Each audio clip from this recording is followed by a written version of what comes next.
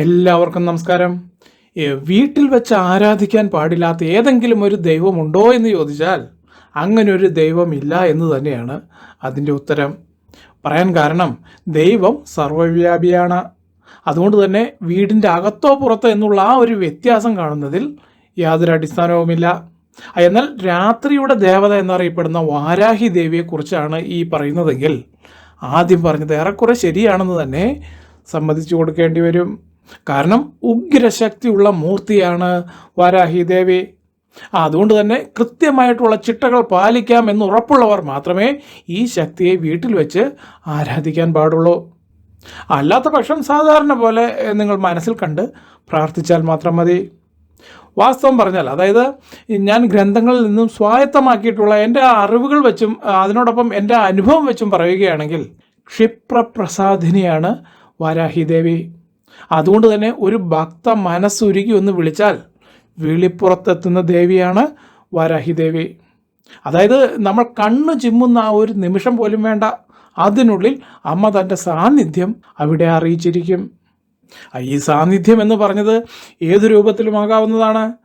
അതിന് ഒരു ഉദാഹരണമായിട്ട് പറഞ്ഞാൽ, നിങ്ങളിപ്പോൾ ഒരു പ്രതിസന്ധിയിൽപ്പെട്ട് നിൽക്കുകയാണ് എന്നിരിക്കട്ടെ. നിങ്ങളെ ആശ്ചര്യപ്പെടുത്തിക്കൊണ്ട് ഒരു സഹായി അല്ലെങ്കിൽ രക്ഷകനെ ആയിരിക്കും വാരാഹി അമ്മ നിങ്ങളുടെ അടുത്തേക്ക് അയക്കുന്നത്. മറ്റൊരു ഉദാഹരണം പറഞ്ഞാൽ, നിങ്ങൾ പോകുന്ന വഴിയെല്ലാം ഒരു കാവലായി വാരാഹി ദേവി നിങ്ങളെ നിഴൽ പോലെ പിന്തുടരുന്നതാണ്. അതുകൊണ്ട് തന്നെ യാത്രാമധ്യേ ഒരു അപകടം നിങ്ങൾക്കുണ്ടായാൽ പോലും യാതൊരു പരുക്കുമേൽക്കാതെ നിങ്ങൾ അത്ഭുതകരമായി രക്ഷപ്പെട്ടിരിക്കും. ഈ പറഞ്ഞതിൽ യാതൊരുവിധ സംശയവും വേണ്ട. ഇത് പറയാൻ കാരണം വളരെയധികം ആളുകളുടെ അനുഭവം അവർ ഞാനുമായി പങ്കുവച്ചിട്ടുണ്ട്.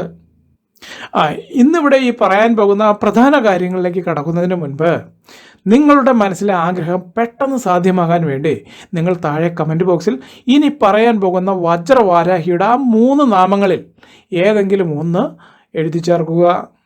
ആ 3 നാമങ്ങൾ യഥാക്രമം ഓം വജ്രഘോഷം, 2 ഓം ശ്രീ മാത്രേ നമഃ, 3 ഓം ശ്രീം വാരാഹ്യേ നമഃ. ആ 3 അതിശക്തമായിട്ടുള്ള നാമങ്ങൾ ഒരിക്കൽ കൂടി പറയാം.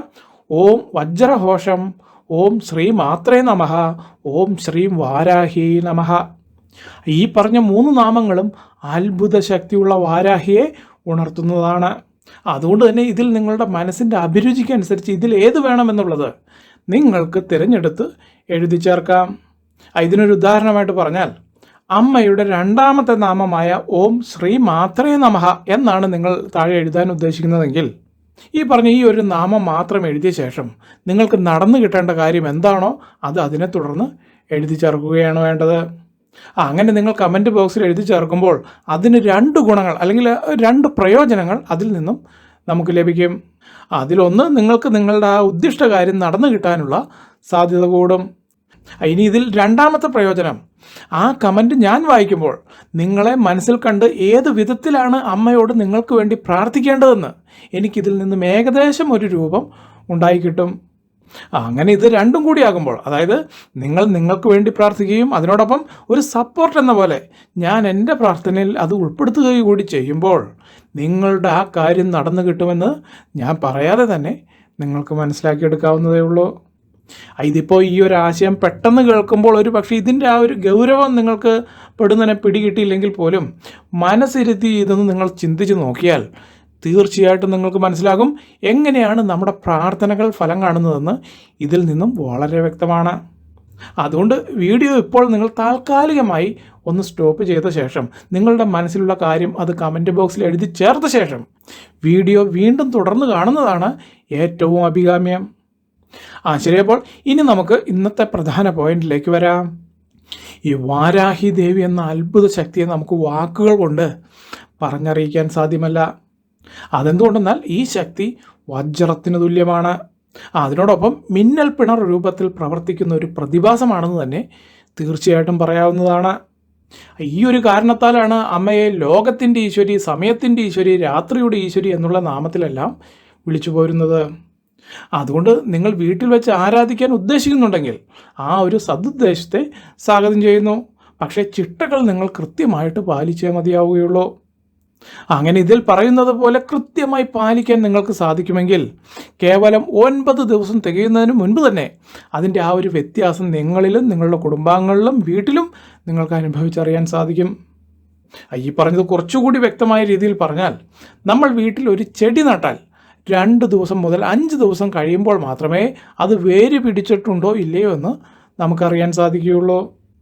അതവിടെ മണ്ണിൽ വേര് പിടിച്ച് കിട്ടിയാൽ പിന്നെ നമ്മൾ ദിവസവും വെള്ളം ഒഴിച്ചു കൊടുത്താൽ മാത്രം മതി, അത് സ്വയം വളർന്നു പോന്നോളും. ഈ പറഞ്ഞതുപോലെ ദേവി നിങ്ങളുടെ വീട്ടിൽ പിടിച്ചു കിട്ടിയാൽ പിന്നെ നിങ്ങളുടെ മനസ്സിലുള്ള എന്ത് കാര്യമാണോ നിങ്ങൾക്ക് നടന്നു കിട്ടേണ്ടത് അത് നിങ്ങൾ വാരാഹി അമ്മയോട് പ്രാർത്ഥിക്കുക പോലും വേണ്ട. നിങ്ങളുടെ മനസ്സറിഞ്ഞ് ദേവിയമ്മ എല്ലാം നടത്തി തന്നിരിക്കും. ഈ പറഞ്ഞതിനും ചില ഉദാഹരണങ്ങൾ നോക്കിയാൽ, ഈ സാമ്പത്തിക തടസ്സങ്ങൾ, കാര്യ തടസ്സങ്ങൾ, അതുപോലെ തന്നെ കുട്ടികളുടെ പഠനവുമായി ബന്ധപ്പെട്ട തടസ്സങ്ങൾ, നിങ്ങളുടെ ആരോഗ്യവുമായി ബന്ധപ്പെട്ട പ്രശ്നങ്ങൾ, ഇതിനെല്ലാമുള്ള ഒരൊറ്റമൂലി എന്ന പോലെ ഈ ഒരൊറ്റ ആരാധനാമൂർത്തി നിങ്ങളെ സർവ്വവിധ ദുർഘടങ്ങളിൽ നിന്നും കാത്തു സംരക്ഷിക്കും.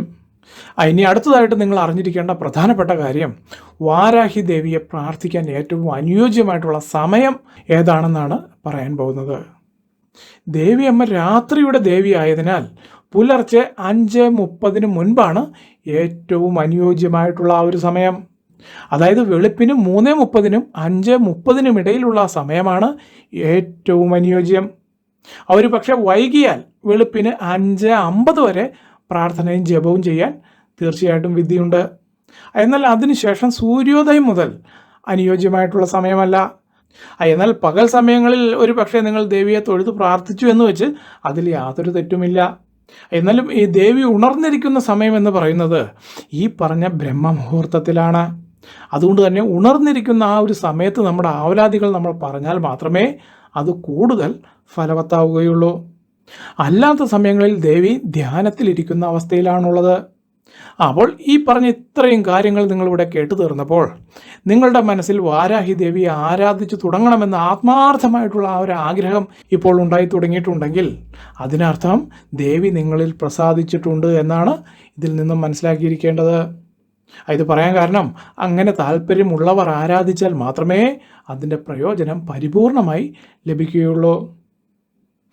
ഇനി നിങ്ങൾ മനസ്സിലാക്കിയിരിക്കേണ്ട മറ്റൊരു പ്രധാന കാര്യം, നിങ്ങളുടെ ദൈനംദിന ചിട്ടകൾ എന്തെല്ലാം കൃത്യമായി പാലിക്കണം എന്നുള്ളതാണ്.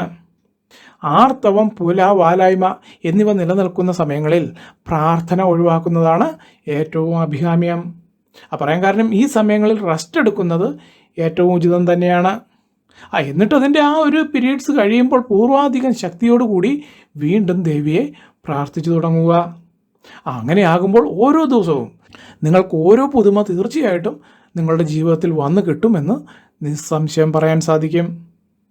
അതുപോലെ തന്നെ നിങ്ങൾക്കുണ്ടായേക്കാവുന്ന മറ്റൊരു സംശയം, ഈ മത്സ്യമാംസാദികൾ കഴിച്ച ശേഷം ദേവിയെ പ്രാർത്ഥിക്കുന്നതിൽ എന്തെങ്കിലും തെറ്റുണ്ടോ എന്നുള്ളതായിരിക്കാം. തീർച്ചയായും ഇങ്ങനെയുള്ള ദിവസങ്ങൾ ഒഴിവാക്കുകയാണ് ഏറ്റവും ഉത്തമം. ഇത് പറയാൻ കാരണം, ഓരോ മൂർത്തിക്കും ഓരോ ചിട്ടകൾ പറഞ്ഞു വച്ചിട്ടുണ്ട്. ഇത് തീരുമാനിക്കുന്നത് എങ്ങനെയാണെന്ന് വെച്ചാൽ, ആ ഒരു ശക്തി നമ്മളിൽ എങ്ങനെയാണ് പ്രവർത്തിക്കുന്നത് എന്നതിൻ്റെ ആ ഒരു അടിസ്ഥാനത്തിലാണ് ആദ്യം പറഞ്ഞതുപോലെ ഇപ്പോൾ രാത്രി പ്രാർത്ഥിക്കണോ അല്ലെങ്കിൽ പകൽ പ്രാർത്ഥിക്കണോ എന്നെല്ലാം നിശ്ചയിച്ചിരിക്കുന്നത്.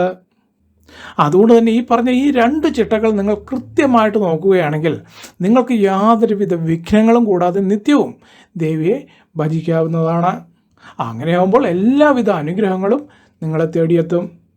ഇതിവിടെ ഇത്ര ഉറപ്പിച്ച് പറയാൻ കാരണം, ഏകദേശം ഒരു 3 വർഷം മുൻപ് നമ്മൾ ഈ ചാനലിൽ ചെയ്ത വീഡിയോയിൽ അന്ന് നമ്മൾ നമ്മുടെ ഇല്ലത്തെക്കുറിച്ച് ചില ചിട്ടവട്ടങ്ങൾ അതിൽ പറഞ്ഞിരുന്നു.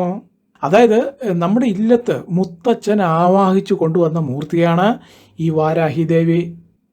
അതുകൊണ്ട് തന്നെ അന്ന് എഴുതി വെച്ച പ്രമാണങ്ങളിൽ പലതും വളരെ ശ്രദ്ധയോടുകൂടി പഠിച്ച ശേഷമാണ് ഞാൻ ഈ ആരാധനാ സമ്പ്രദായങ്ങൾ ചെയ്യുന്നതും.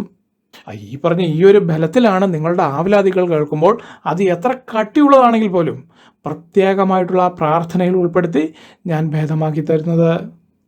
അപ്പോൾ പ്രാർത്ഥനയിലേക്ക് ഉൾപ്പെടുത്തേണ്ട നിങ്ങളുടെ പേരും ജന്മനക്ഷത്രവും താഴെ കമൻറ്റ് ബോക്സിൽ നിങ്ങൾക്ക് തരാവുന്നതാണ്.